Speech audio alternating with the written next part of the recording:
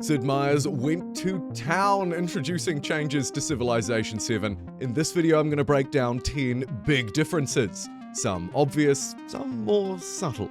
Beginning with the first thing that'll strike you in a game. Perhaps, beyond the art style, it's bye-bye Barbarians. For both Barbarians and city-states have changed, and in essence kind of merged into one category, now referred to as independents, independent nations, peoples. They operate essentially like city-states from before. However, they have some different interactions with some other new features like ages in the game, and they also have more of an independent diplomacy to them. Using a yield, we'll talk about later, influence, you can befriend them, then use that influence to recruit units from them, levies, so on and so forth. They may start with a positive relationship with you.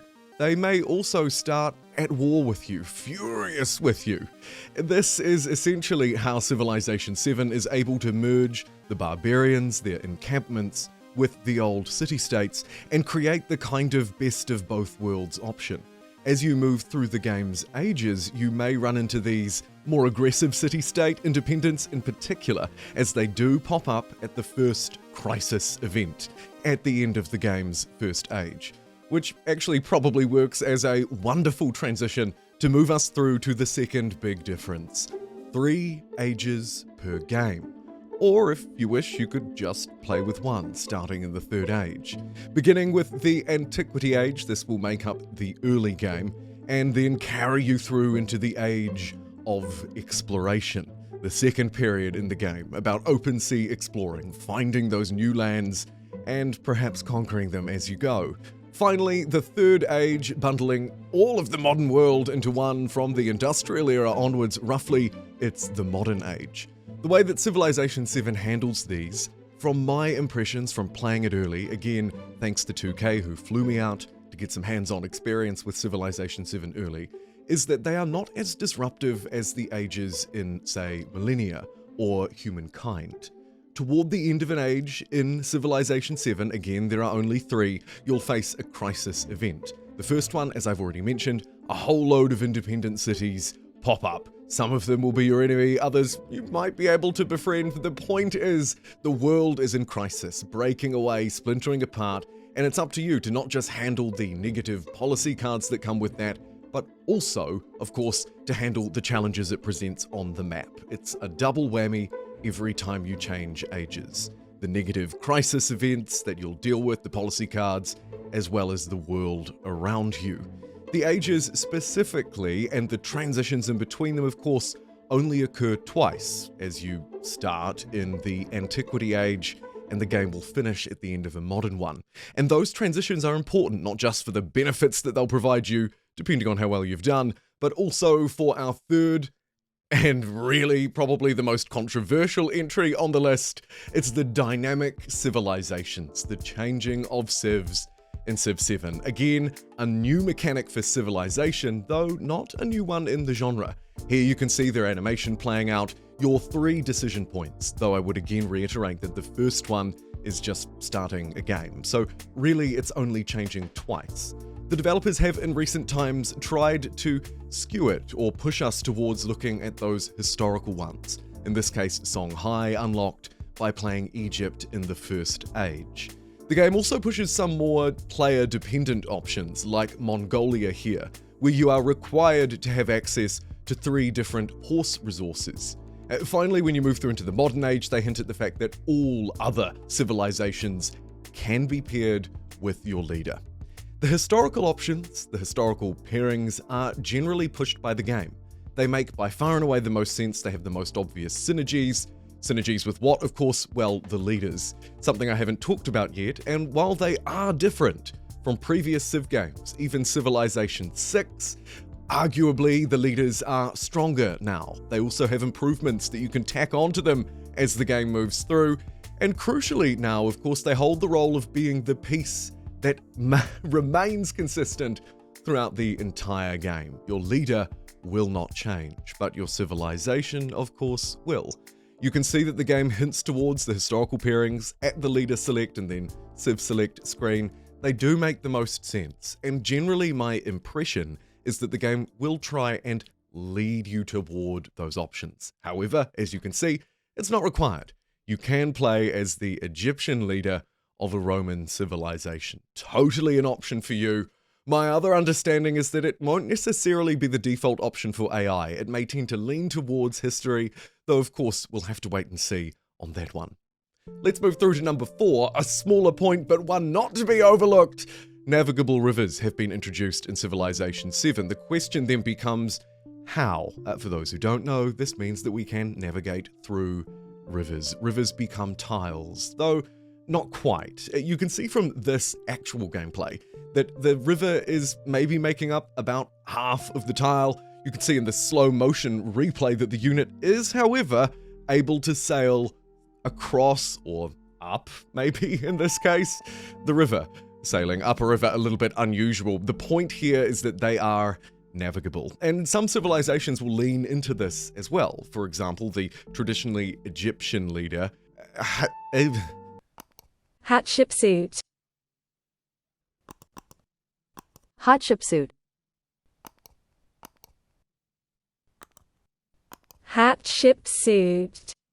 Okay, Hatshepsut is, for example, great at building wonders alongside cities that are adjacent to navigable rivers. So it's not just transportation of units, but also many of the leaders and civs will lean into this new mechanic. Speaking of new mechanics, let's talk about another new mechanic for Civ 7, big towns, big money. And they certainly are moneymakers. What are they exactly? Well, they're kind of like satellite cities, built and connected to your existing cities. Or, I believe, what happens when you conquer a city, towns are wonderful for making money and connecting resources. Some of the leaders, as you've seen, will lean into them even further, adding additional benefits to building or capturing more towns. I find building them early and often, simply connecting resources on the map is the way to go. The towns themselves will connect resources, generally by way of money, feeding it into the nearest city, or connected city, I should say. They'll also obviously bring those key resources on the map, the things that you're actually building on, improving, and that are providing happiness, which we'll touch on in a moment. They'll bring those back for distribution too, so you might place them tactically, defensively, or just for the land grab. The next item, it's another goodbye. We wave a sad goodbye to builders in Civilization 7 who don't make a return. While many units receive unit functions in the form of, say, the scout having a new lookout ability, the commanders we'll touch on in a moment, builders don't receive a unit at all. Instead, you'll be managing the improvements from inside of your city. Roads built automatically, connecting your cities and towns. And basically, Civilization 7 is wrapping it all into the city management screen.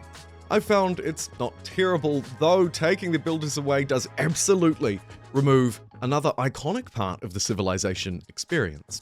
Building out, expanding the city can happen within and on tiles that need to be improved, like this date farm there.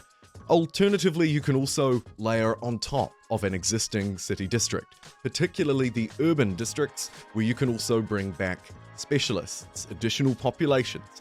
Instead of growing a city or town out, grabbing a new resource or a new tile, you can build up, adding additional buildings and again, specialists to a tile. This is a big change, and it's not one that should be overlooked. Bye-bye builders. However, some other things of course make an introduction into the early game. As a quick bonus one here, while you may lose builders, the events, which were, goody huts, tribal huts, maybe it revealed a portion of the map before, well, these things have been upgraded. Not just providing you with these kind of opportunity cost trade-off decisions that are much more impactful, generally providing a pretty good amount of yield. They can also lead to greater things, what I would refer to as kind of quest lines, missions, challenges for you to dig into. And if you're successful, you might earn even more yield, perhaps points towards your legacy pathway or upgrading a future age. Speaking of upgrading, command and control kind of players we'll also see a lot of upgrades to combat. In particular, I think the most significant one is not the reanimated unit artwork, the closer battles, perhaps even slightly more realistic ones. No. It is instead the introduction of commanders, 3 different types. Here we're looking at Age 1, the land-based army commander, with its wonderful effect of packing up all nearby units and bundling them onto one tile that you can freely march around with. This obviously reduces a lot of micromanagement, in the same way that removing the builder removed micromanagement. However, it also adds an extra layer of strategy. I've talked about this in some of my other Civ 7 breakdown videos, so I'm going to pause talking about the commanders specifically there, but just to mention one more crucial part. It's not just removing the micromanagement. If you think about how this plays out not just in one turn, one conflict, but over many conflicts, you are really scaling up here, your ability to just get crap done. Furthermore, these dudes can be buffed and enhanced, so different commanders can handle different roles within an army, one perhaps boosting their strength, just their dead, assault, strength. The other may be more about logistics, packing up quickly, deploying quickly, able to deploy and attack in a turn, catch an enemy by surprise.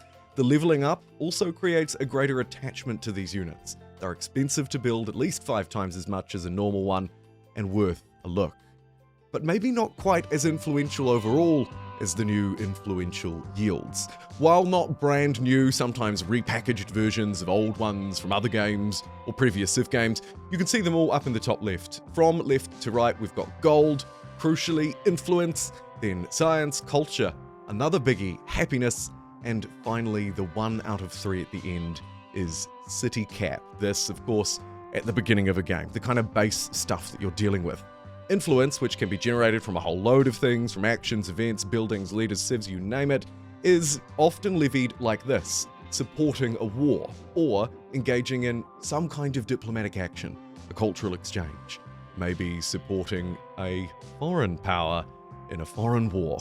It also gets a little bit more nefarious than that, not just handling the kind of nice-to-have diplomatic actions, the very early diplomatic actions, the very first one, but also those kind of sanctions, the more espionage style, hinder the opponent, or maybe just build up some support for a war, right? Denounce them.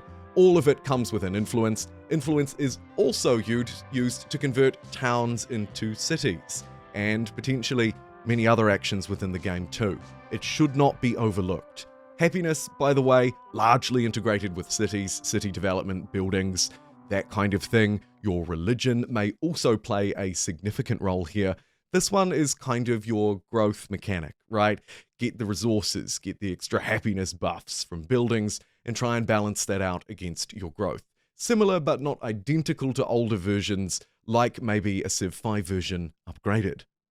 Next up, the penultimate edition, Eureka Who. This one, perhaps easier to miss. Not as big of a change as Civilization's changing, but take a look at the tech tree, and you'll notice, if you think back to Civ 6, there's something really significant missing in Civ 7, and that's the Eureka.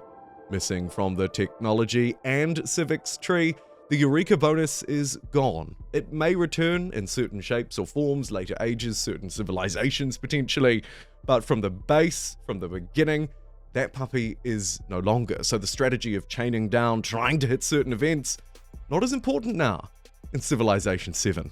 And finally, to something that is very important in Civilization 7, the legacy pathways, the kind of quests and missions that will carry you through the ages. These things will give you more age points, allowing you to potentially advance the age faster, sooner, but also to benefit yourself through the potentially golden age benefits that might come through the legacy pathways. They also provide, as you'll see in just a moment, a nice structure to each age. Legacy pathways providing an overall goal within 4 categories: science, culture, military, and economy, leading you through individual ages, and then on the alternate tab, leading you toward victory. These not only kind of set the different pathways that you can take, provide you with a little bit of a gentle nudge in the right direction, but they also help you really focus in on the kind of empire that you want to be, right? Because with all of the greater flexibility potentially that we've talked about in this video, with the changing of civs, with the choosing a leader and that staying, but loads of skill trees and pathways to go down, this is the final factor in kind of pulling all of that together. It gives you the structure that you need. It helps relate your civilization benefits and bonuses toward the ultimate victory pathways.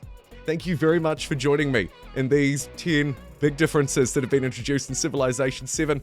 I have so enjoyed this early coverage of Civ 7. There may not be a lot more right now, but you can bet your backside I'll be covering all of the updates and announcements moving forward, so make sure you subscribe for those, and I'll see you next time.